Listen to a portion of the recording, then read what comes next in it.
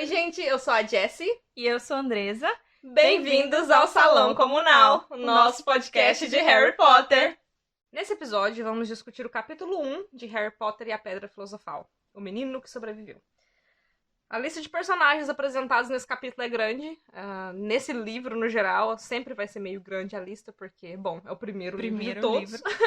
Então eu vou ler aqui bem rapidão a lista de todos os personagens que são apresentados no capítulo 1 de Harry Potter e a Pedra Filosofal. Walter Dursley, Petunia Dursley, Duda Dursley, Lillian Potter, Tiago Potter, Harry Potter, Alvo Dumbledore, Minerva McGonagall, Dédalo Diggle, Voldemort, Madame Pomfrey, Hagrid e Sirius Black. E os feitiços ou objetos apresentados no capítulo são o apagueiro e a moto do Sirius. As locações apresentadas nesse capítulo são a Rua dos Alfeneiros número 4 e Godric's Hollow.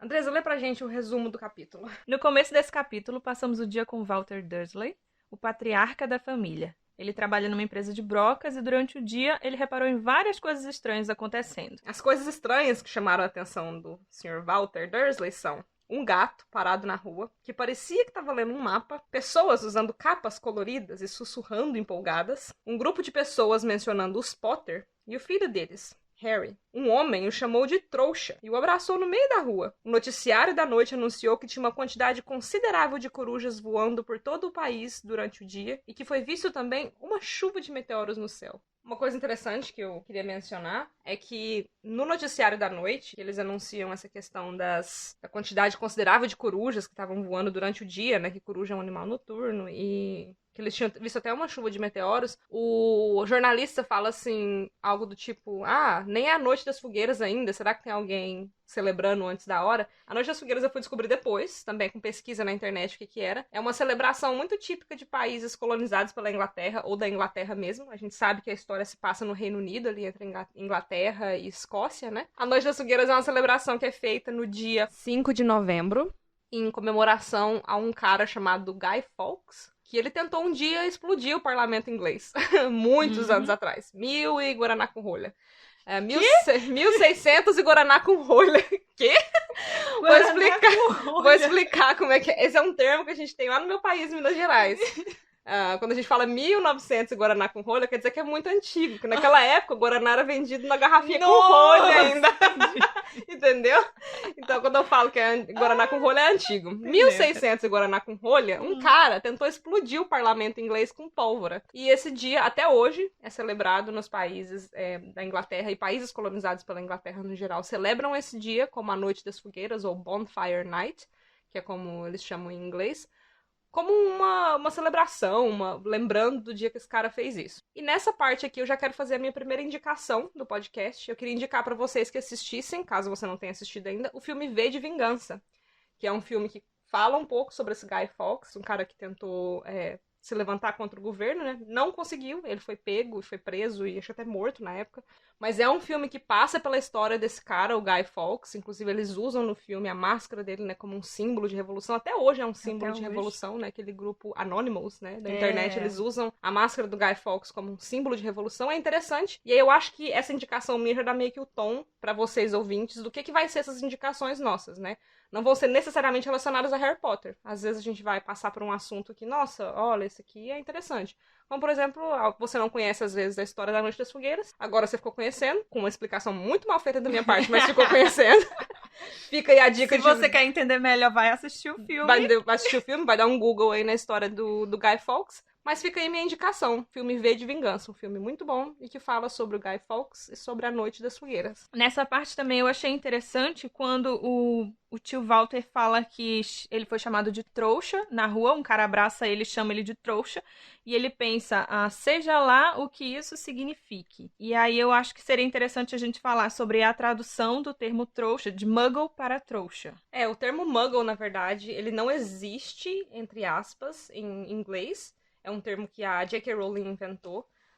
Existe, acho que, uma citação ao termo muggle, mas é um texto tipo do século XIII, se não me engano. É uma coisa muito antiga, mas o termo muggle, que se escreve M-U-G-G-L-E, ele é usado para descrever alguém que tem pouca habilidade em algo. Chamar alguém de mug, M-U-G, é chamar alguém de tipo, ele é meio bobão, ele não sabe o que ele tá fazendo.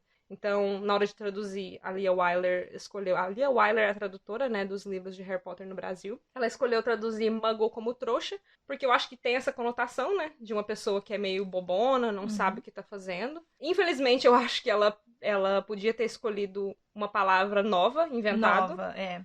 Porque ele fala que ele não faz ideia do que seja isso, mas na verdade nós brasileiros temos uma noção do que significa a palavra trouxa. Se alguém me chamar de trouxa na rua, eu vou saber muito bem que não é algo necessariamente, nossa, o que será que ele quis dizer com isso? Exatamente. Pra gente é muito claro o que é trouxa, né? É interessante você falar isso, porque eu li o livro a primeira vez, eu já tinha 15 anos. E eu já sabia, eu já tinha assistido os filmes, né? Então eu sabia o que trouxa significava. Eu imagino você com seus... Não fazia ideia. Quantos anos você tinha quando leu o primeiro Harry Potter?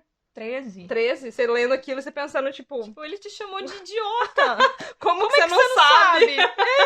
Eu imagino que seja isso mesmo, a sensação. Eu acho que nesse ponto, pra mim, a Lia Wyler podia ter inventado uma palavra, mas serve o mesmo propósito, né? É chamar alguém de bobão, alguém de pouca habilidade, né? Chamar alguém de trouxa. E a nível de curiosidade, o termo Muggle, que é o termo que a J.K. Rowling inventou, foi adicionado ao dicionário de Oxford em 2003. E se você procurar no dicionário de Oxford, que é a versão inglesa do Aurélio, em Muggle vai estar lá assim, uma palavra inventada por J.K. Rowling para designar alguém do universo temático de Harry Potter que não tem habilidades mágicas, uma coisa assim. Finíssimo, eu acho que trouxa agora também tem que mudar a definição, porque se alguém me chamar de trouxa, eu vou ficar ofendida, mas não por ser idiota, mas por ser uma não bruxa. É verdade. Eu acho interessante essa parte.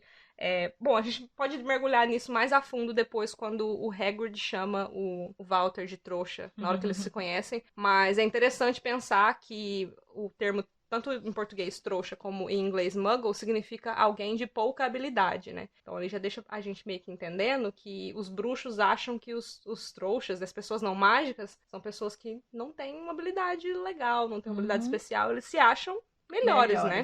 É interessante a gente observar isso. Walter tenta puxar assunto com sua esposa Petúnia sobre a irmã dela, porque ele suspeita que tem algo a ver com o povo dela, apesar de eles normalmente fingirem que ela não existe. Petúnia fica irritada, mal responde às perguntas dele e vão embora pra cama. Eu acho interessante nessa parte, assim, o objetivo do podcast é a gente revisitar agora, enquanto adultas, uma mídia que a gente consumiu enquanto crianças ou adolescentes, né? Então, pra mim, eu tenho uma visão bem diferente hoje, 10 anos depois, do que eu tinha de Harry Potter quando eu li a primeira vez. Eu acho interessante nessa parte a lealdade, não sei se lealdade é a palavra correta, do Walter em relação à Petúnia.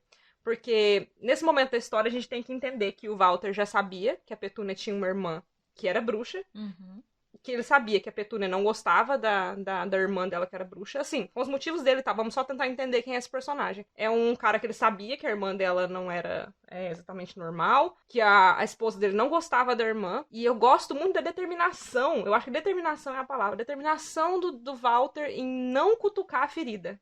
Ele chega num momento, tem até um momento que ele tá no trabalho dele e ele disca o telefone pra ligar em casa e falar com ela, e no final ele pensa, não. E desliga. À noite ele pensa a mesma coisa. Eu vou falar alguma coisa, mas é melhor não cutucar a ferida. Então eu acho interessante essa determinação que ele tem, né? Ele meio que, do jeito torto deles lá, né? Os Dursley, uma coisa que me deixa sempre, agora relendo, me deixa muito intrigada é essa junção dos dois, né? Tanto a Petúnia quanto o Walter, eles são muito determinados em odiar os Potter, em odiar quem é Tava tão bom. Quem é bruxo, quem é bruxa, né? Os dois, eles meio que concordam com aquilo, né? Tanto a Petúnia eu não tenho uma irmã, vou fingir que essa aberração não existe. E o Walter, tudo bem, é isso que você quer? Então eu sou seu marido, a gente tá junto nessa, em sermos o pior casal da Terra. Estamos juntos nessa. Então eu acho interessante essa determinação que ele tem de não cutucar a ferida da Petúnia. Apesar que a gente sabe que é assim, né? Discutiremos isso a fundo no futuro. É uma ferida meio infundada, mas enfim, ela não gosta e ele, como marido, respeita. Eu acho interessante reler isso hoje enquanto adulta. Interessante. Não tinha pensado nisso. É bem interessante. Bem interessante, né? Então aparece o bruxo mais fabuloso de todos os tempos, Alvo Dumbledore. Com vestes longas, uma capa roxa e botas de salto. Ele usa o apagueiro para desligar as lâmpadas da rua e, de repente, ele fala com o gato que se transforma em Minerva McGonagall. Bom, nós somos apresentados aos 2 primeiros bruxos da história, né? Uma parte bem interessante ali. E eu gosto dos nomes deles.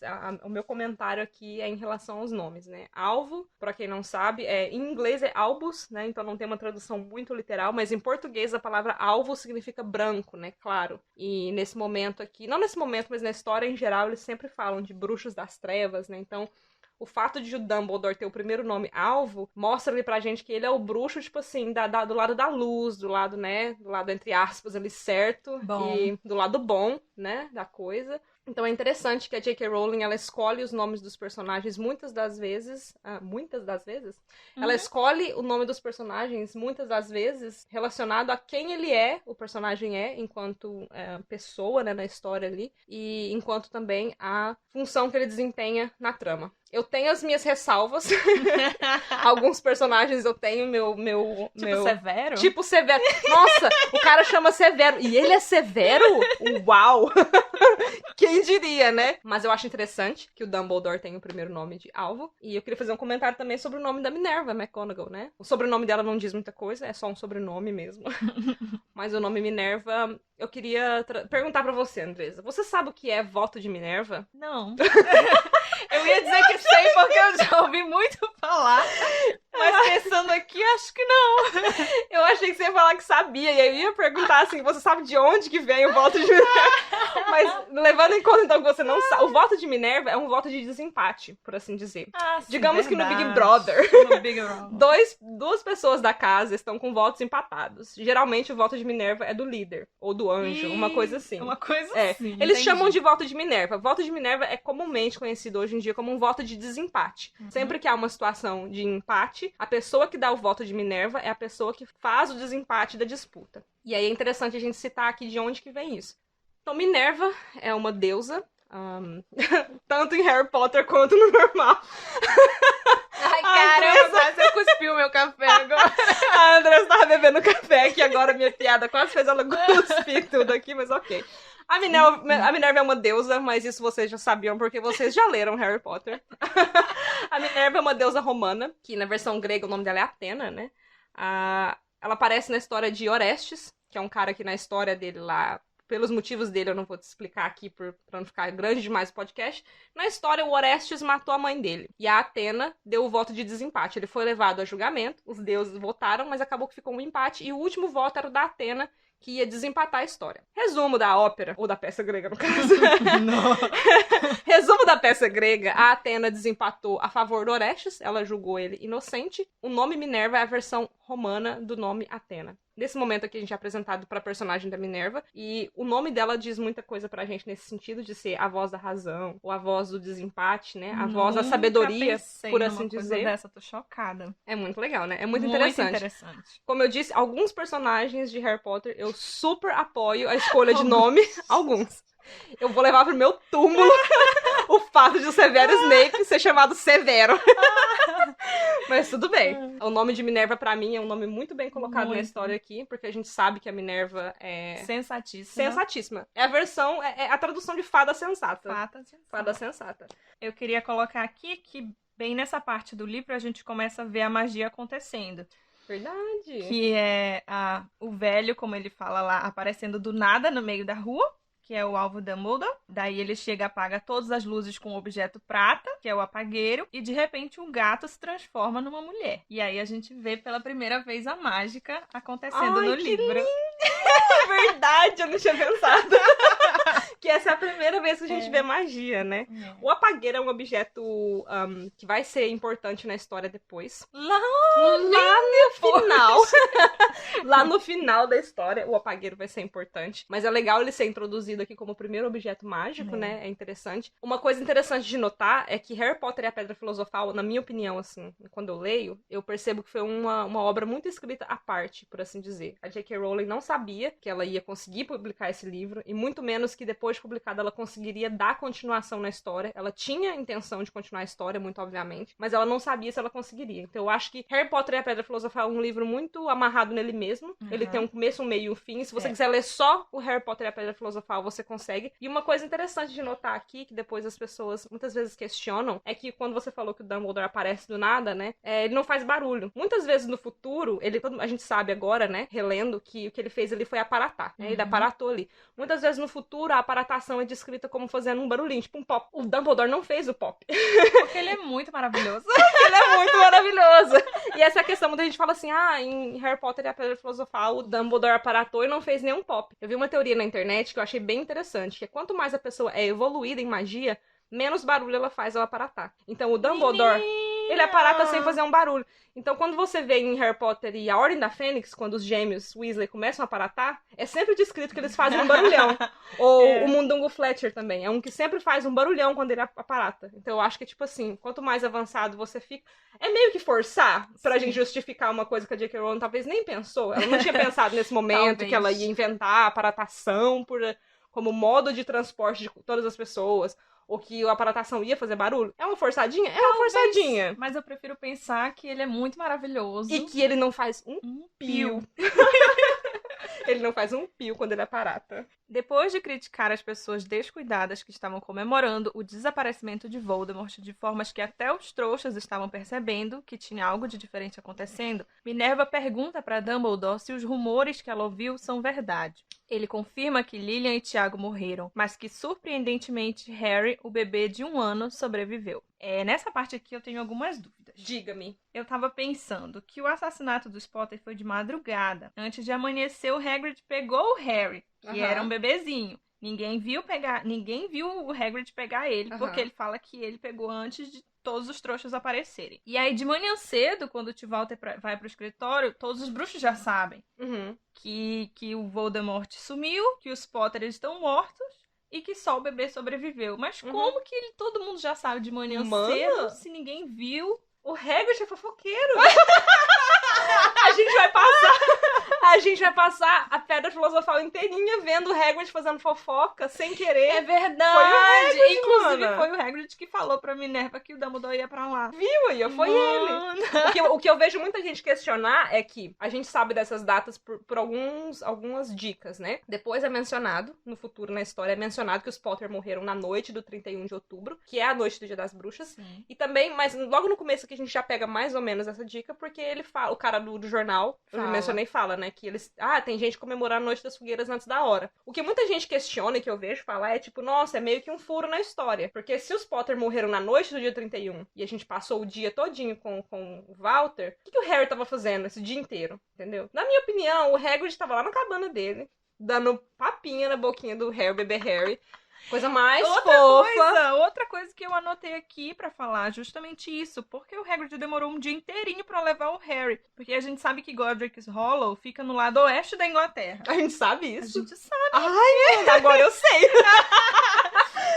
Tá, fica no lado oeste da Inglaterra. Londres fica no lado leste.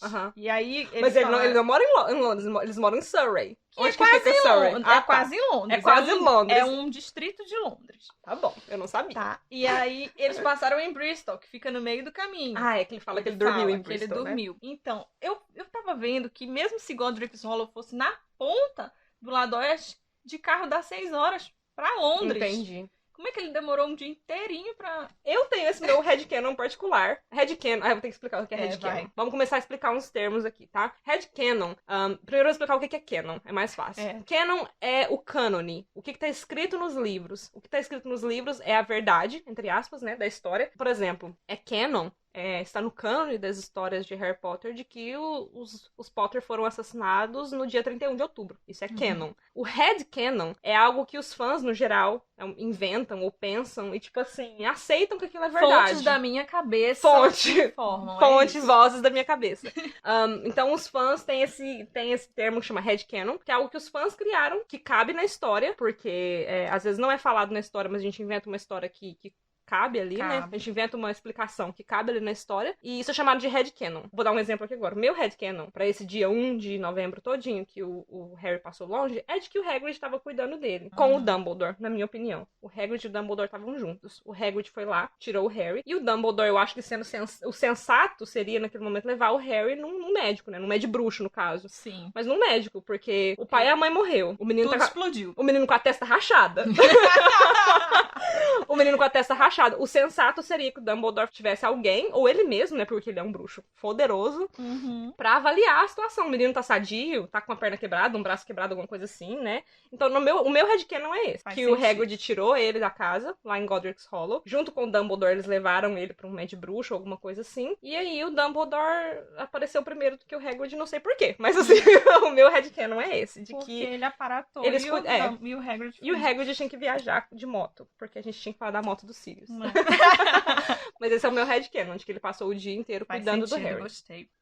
A gente não vai ler o capítulo em voz alta, como a gente já explicou aqui, mas eu acho interessante algumas frases a gente falar. Eu não vou lembrar de cabeça aqui agora, porque eu também não tô com o livro aqui perto, mas eu acho interessante que a McGonagall pergunta pro Dumbledore, é verdade, Dumbledore, tipo, o que eles estão falando? E aí fala algo do tipo assim, era claro que McGonagall não acreditaria até que Dumbledore lhe dissesse que era verdade. Eu acho interessante que em nenhum momento desse capítulo ele é falado que o Voldemort morreu. Eles sempre usam o termo foi embora. Quando o tio Walter encontra aquele bruxo na rua, o bruxo abraça ele e fala, você sabe quem foi embora, a gente tem que comemorar. E quando a Minerva pergunta pro Dumbledore, ela pergunta se você sabe quem, fala que as pessoas comentam que parece que você sabe quem foi embora. Mas eles não usam o termo morreu. E aí eu não entendo exatamente por quê e o que eles acreditam que tenha acontecido. Então, agora que você tá falando e eu tô pensando aqui, eu tava... Na minha cabeça, era só o Dumbledore que falava isso, de que ele desapareceu. As pessoas achavam que ele tinha morrido. Tem isso mesmo do velho na rua falar? Ele fala, você sabe quem foi embora. Coloquei até entre aspas aqui. E a Minerva Mas ele fala, peraí que eu vou ver. Ter finalmente Vou verificar o original em inglês. Porque se ele verdade. falar he's gone, gone é um termo tipo pra falecido, né? Vamos, peraí, que eu tô aqui com o livro em inglês. Calma, vamos bilíngue. consultar. Vamos consultar a fonte aqui. Has gone at last. Has gone, olha só que interessante a tradução, mana. Aqui, eu tô lendo. Deixa eu ver a Minerva agora. Olha só. Consultamos o original em inglês e estamos, o quê? Chocadas. Olha só. Se tivesse combinado de falar junto, não tinha dado certo. Quebra a casca que eu tô chocada. Estamos verificando o original em inglês e aqui é um bom momento pra gente comentar pra vocês uma palavra em inglês que tem um duplo significado. Quando em inglês você fala que alguém se foi, pode ser... Mas em português também, se você falar se foi, pode ter um duplo significado, foi né? embora em português foi colocado foi embora. Mas em inglês, eles colocam has gone, que seria uma versão em inglês da palavra se foi. Quando você fala que alguém se foi, você pode tanto mencionar, querer dizer que essa pessoa morreu, tipo, partiu dessa pra melhor, como você pode dizer que essa pessoa se foi de ir embora, né? Então fica meio que de um duplo sentido, né? Todo mundo dizendo que ele se foi, que ele foi embora, mas na verdade o Dumbledore, que ele se foi no sentido de morreu, mas na verdade o Dumbledore acredita que ele não morreu. Que ele só está fraco demais, mas ele fala, né? Acredita-se que sim, ele também não confirma. Ele fala acredita-se que sim. Agora, Andressa, valendo $1 milhão, a pergunta de ouro. O Dumbledore já sabia das porra das Horcruxes nesse momento? Por isso que ele não acreditava que o Voldemort tinha Não, eu acho que não. Ido? Não, eu acho que não. Você acha que ele não sabia? Não. Assim, eu sou uma pessoa que eu tenho minhas leves suspeitas contra alvo Dumbledore. Durante essa história a gente vai discutir bastante. Eu acho que o Dumbledore ele é um personagem também muito multifacetado. Tanto quanto ou mais do que o Severus Snape. Pode achar ruim tanto que for, gente. Eu acho que ele defenderei. Eu acho que o Dumbledore ele tinha uma agenda ali. Então ele tinha ele tinha as intenções dele. Eu tenho as minhas dúvidas se ele sabia de Horcruxes, no plural, mas ele sabia que o Voldemort tinha feito alguma coisa ali já nesse momento, ele sabia que ele tinha feito alguma coisa pra prevenir a morte dele. E por isso que ele era tão enfático em dizer que ele só foi no sentido de estar escondido, né? Ele não está no poder mais, né? No seu auge mais. Mas ele ainda existe, ele ainda está, entre aspas, vivo. E aí, quando a Minerva pergunta... Ele não confirma sim e não. Ele fala, acredita-se que sim, ou espera-se que sim. O famoso mestre dos magos, né?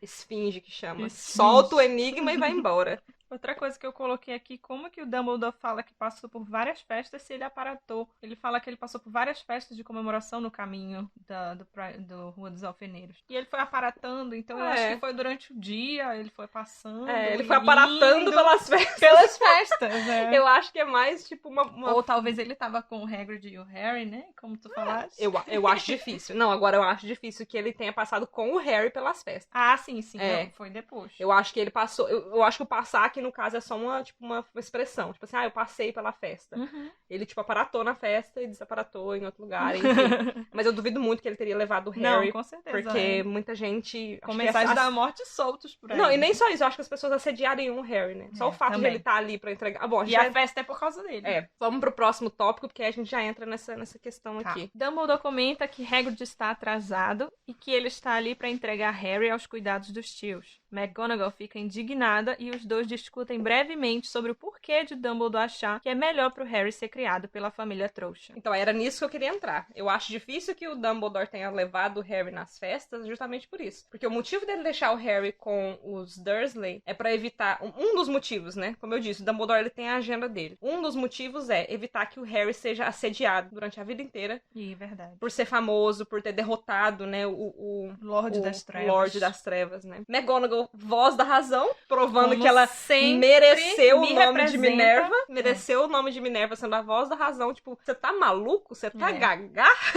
Dumbledore, deixar o Harry Potter.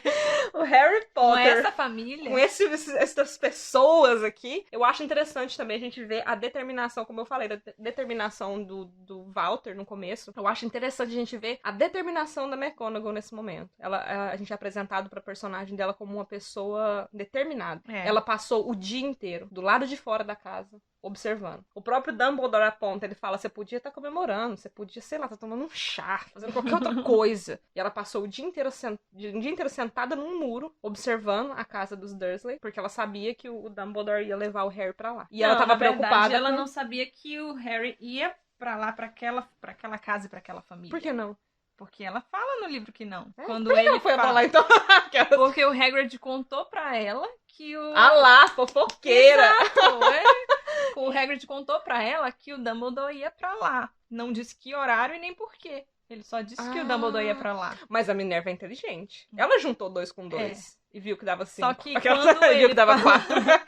Quando ele fala que ele vai deixar o Harry com aquela família, ela fala, você quer dizer essa família? Você não pode estar falando sério, sabe? Eu tenho pra mim que a McGonagall juntou 2 com 2 e chegou na conclusão de que a única família viva dos Potter era a irmã da Lilian, que era a Petúnia, né? E que ela juntou 2 com 2, tipo, olha, quem que é o guardião legal do Harry? Os Só que Dursley. não sabia, Então, ela juntou 2 com 2. E ela aquele mesmo negócio, ela não queria acreditar até que o Dumbledore confirmasse com todas as letras. Eu vim aqui pra deixar o Harry com a família trouxa dele, sabe? Eu acho que ela foi lá mais na esperança, tipo assim, eu não acredito. Eu vou ter que sentar aqui o dia inteiro nesse muro pra acreditar na verdade. E só vou acreditar quando o Dumbledore me disser. Foi o que aconteceu. Ela ficou indignada.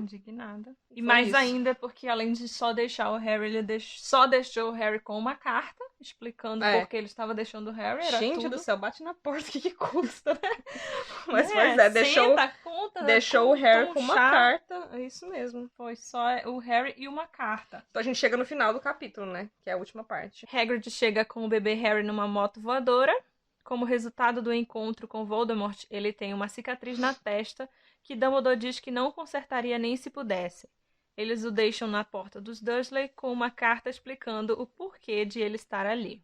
Eu acho que essa parte final do capítulo tem 2 pontos muito chave pra mim, assim. Que é a carta, obviamente, a carta que ele deixou pra Petúnia. E a cicatriz do Harry. Vou falar de experiência pessoal aqui agora, falando de cicatriz. Eu tenho cicatrizes, passei por algumas cirurgias durante a minha vida e eu tenho cicatrizes. Eu acho interessante a parte quando o Hagrid chega com o bebê Harry. E a Minerva vê a cicatriz e ela pergunta, nossa, é aí que o feitiço acertou e tal? E o Dumbledore fala que é. E ela pergunta, tem alguma coisa que você pode fazer pra, tipo, consertar a cicatriz e tal? E ele fala que nem se ele pudesse, ele faria algo. E aí ele faz aquela coisa bem Dumbledore, que é falar que ele tem uma cicatriz no joelho, parece o mapa do metrô de Londres. Quente, né, querida? Quem te perguntou? Mas ele conta, ele faz essa fala engraçada dele, né? Mas eu acho interessante a questão da cicatriz. Eu tenho essas cicatrizes na minha barriga que eu fiz algumas algumas cirurgias. Quando eu fiz essas cirurgias, eu já conhecia Harry Potter. E eu demorei um bom tempo da minha vida, na verdade, pra aceitar essas cicatrizes como parte de mim. Eu imagino que se na minha época, quando eu tivesse feito as cicatrizes, existisse uma fórmula mágica, eu teria pedido pra essa fórmula mágica ser aplicada em mim e eu não ter essas cicatrizes mais. Hoje, eu tenho uma relação completamente diferente com as cicatrizes. Não por causa de Harry Potter, não vou fingir aqui, por querer ganhar seguidores do podcast, chorando, dizendo que eu aceitei as minhas cicatrizes e o meu corpo por causa de Harry Potter. Não foi por causa de Harry Potter. É uma parte contribuinte, mas não foi só por causa disso. Eu acho que uma das coisas que mais me fez aceitar a cicatriz foi uma frase que eu li uma vez na internet, solta, assim. Era sobre cicatrizes e falava algo do tipo, depois que a gente morre, quando eles fazem, tipo, autópsia e tal, que eles abrem o corpo pra tirar os órgãos e tal, e quando eles costuram, o corpo não cicatriza mais. Suas unhas continuam crescendo até não sei quantos dias, seu cabelo cresce não sei quanto, mas o seu corpo não cicatriza mais. E aí o texto era algo desse tipo, corpo de morto não cicatriza, uma coisa assim. Ou seja, se você tem uma cicatriz, quer dizer que você sobreviveu àquilo que tentou te matar. Então eu achei muito interessante pra mim, foi bem pessoal, assim. Então nesse sentido, a cicatriz pra mim fez muito sentido. Pro Dumbledore também acho que faz sentido, ele fala, né, que nem se ele pudesse, ele faria algo, ou seja, ele não pode, né? Porque ele também já tinha suspeita de que a cicatriz era algo chave ali, era mágico, era algo que no futuro, né, a gente sabe que é meio que um sensor, um sensor de Voldemort, né, mas o Dumbledore diz que nem se ele pudesse, ele faria algo. Eu acho interessante ele deixar essa marca no Harry, né? E aqui a gente pode começar já a falar de Harry Potter e as metáforas, né, que tem. O Voldemort deixou uma marca no Harry, naquele momento, né? Uma marca física, mas a gente pode interpretar depois também como uma marca, né, psicológica, uma marca emocional.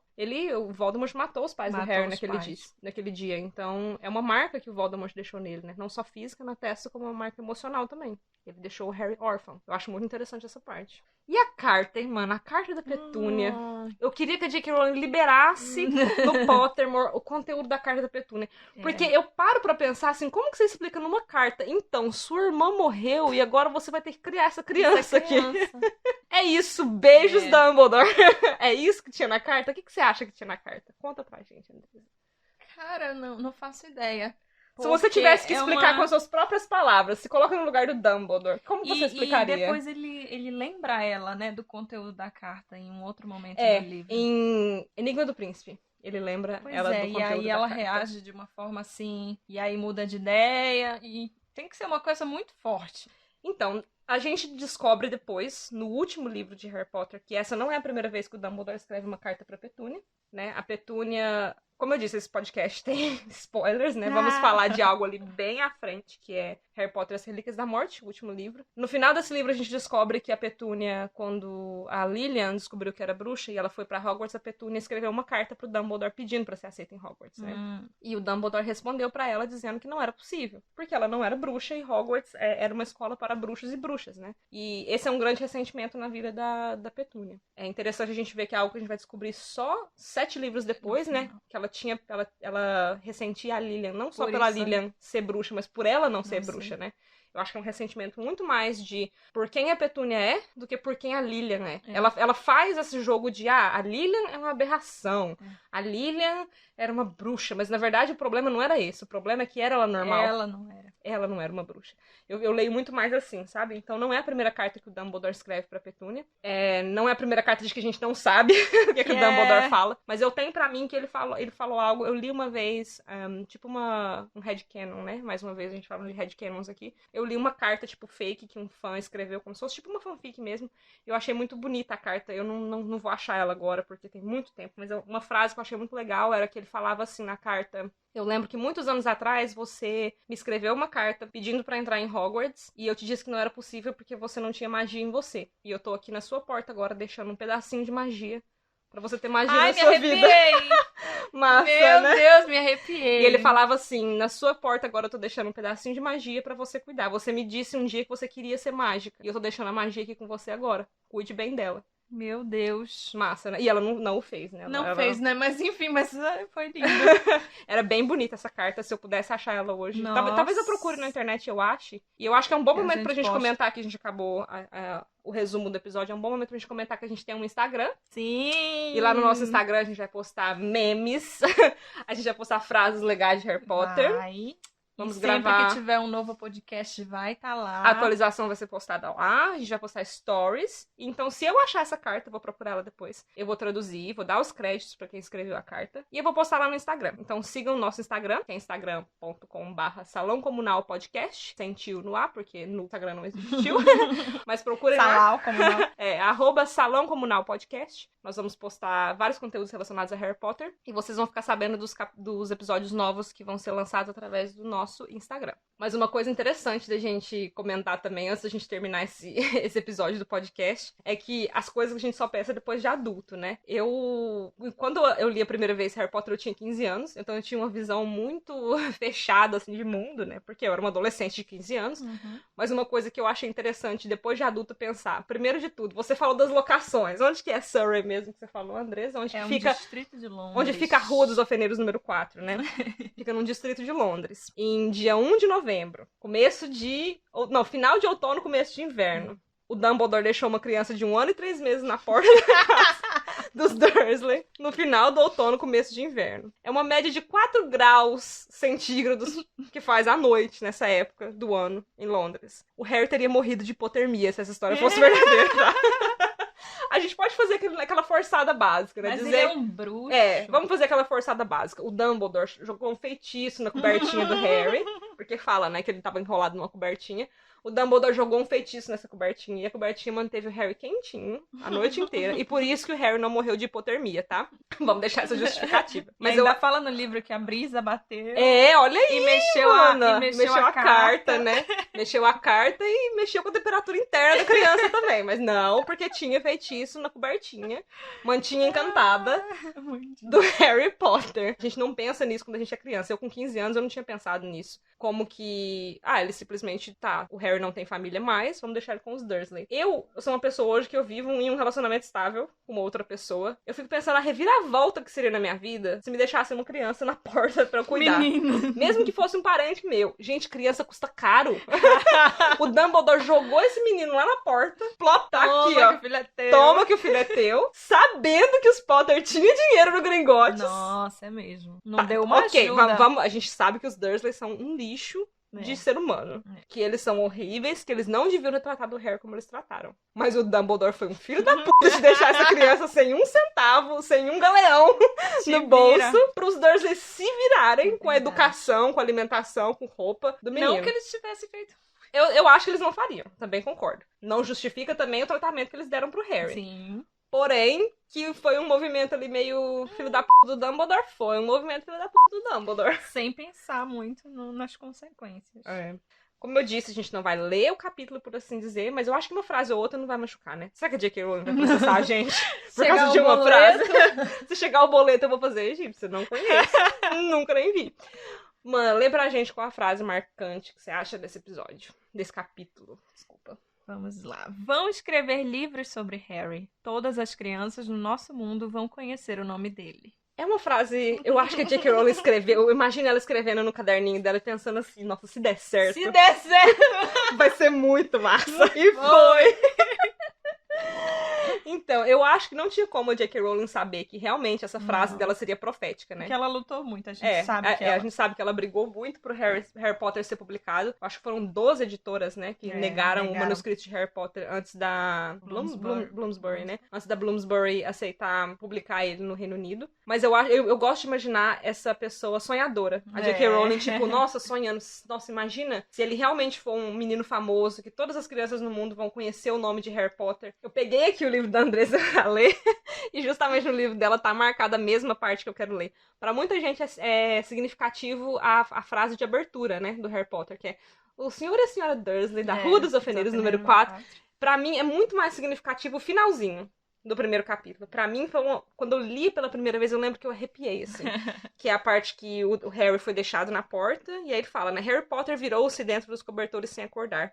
Sua mãozinha agarrou a carta ao lado, mas ele continuou a dormir, sem saber que era especial, sem saber que era famoso, sem saber que iria acordar dentro de poucas horas com o grito da senhora Dursley ao abrir a porta da frente para pôr as garrafas de leite do lado de fora, nem que passaria as próximas semanas levando cutucadas e beliscões do primo Duda. Ele não podia saber que nesse mesmo instante haviam pessoas se reunindo em segredo em todo o país, que erguiam os copos e diziam com vozes abafadas: a Harry Potter, o menino que sobreviveu. Cara, eu Ai, acho... muito. É muito lindo. Esse capítulo, pra mim, é muito significativo, Muito, muito muito. marcante. E essa frase, pra mim, é o que define o começo de Harry Potter. Essa hora que eles estão ali brindando a um menino que não sabia. Nem E o que ele ia, tava e ele ia acontecendo. passar muito tempo sem saber Muito. quem ele era e o que ele fez, né? Muito mágico. Então, com essa frase maravilhosa, encerramos o nosso primeiro episódio do podcast Salão Comunal. Esperamos que vocês tenham gostado. Fiquem ligados para a semana que vem, capítulo 2 de Harry Potter e a Pedra Filosofal, o vidro que sumiu. Beijos! Tchau!